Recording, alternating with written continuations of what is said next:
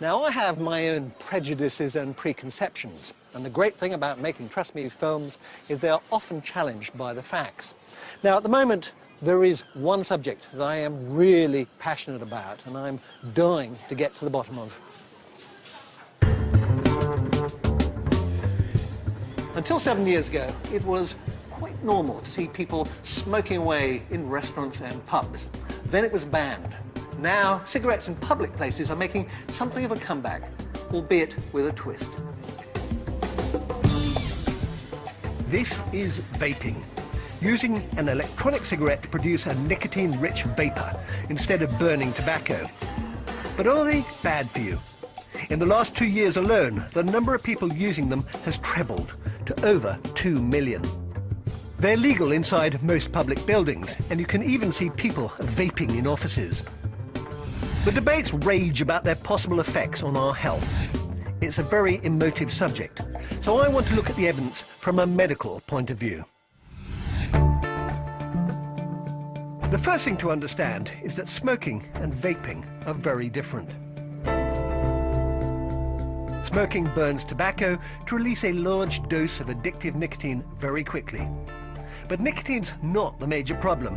Alongside it comes a cocktail of around 4,000 toxic chemicals, increasing the risk of cancer, heart disease, and other serious illnesses.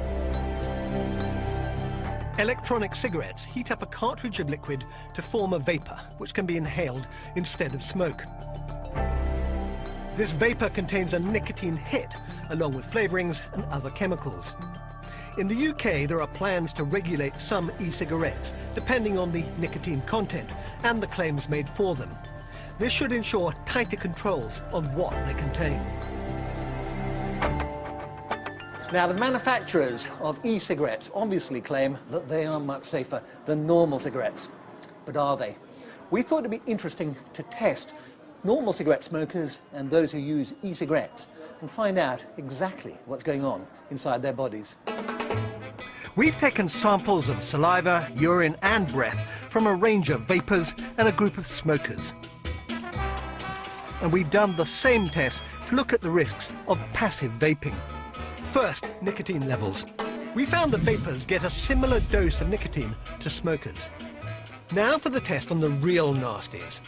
Carbon monoxide, associated with heart disease, and acrolein, associated with cancer and lung problems. Here, the vapors had significantly lower levels, similar to those found in non-smokers. As for the risk from passive vaping, our test found no evidence that the vapor was affecting people nearby. Despite the evidence from our small-scale tests and other bigger studies, I still can't quite get rid of my gut feeling that because cigarettes are so harmful, there might be some hidden dangers lurking in e-cigarettes. Professor Peter Hayek, director of the Tobacco Dependence Research Unit at Queen Mary University of London, has been looking into e-cigarettes in detail. Electronic cigarettes have only been around for a short while. Is there some long-term risks we are not aware of? I think we can't exclude it altogether. I suppose some of the flavorings in e-cigarettes may turn up to be a danger. There may be risks for some people with lung issues. I think they are unlikely. If there is a danger, it's likely to be a small fraction of a danger of smoking. What about the addictive qualities of nicotine? Because obviously they're still getting nicotine, they're not getting the other toxins. Are there dangers associated with that? There are. Nicotine is an addictive substance, and the proportion of people who use nicotine will become hooked. A lot of people drink coffee, right? You've got a coffee cup in front of you. I've got one. Yeah. A lot of people are hooked on coffee, and nicotine use would be roughly in the same category if there were no other toxic chemicals which accompany it. Do you think that e-cigarettes are a big change? I think they could be a revolutionary change. I think they have a potential to basically eradicate smoking-related disease and death on the population scale. What I've seen and heard in making this film is beginning to make me rethink my opinion about e-cigarettes.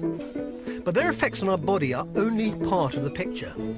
There are fears that allowing widespread use of e-cigarettes would make the consumption of nicotine an everyday sight again.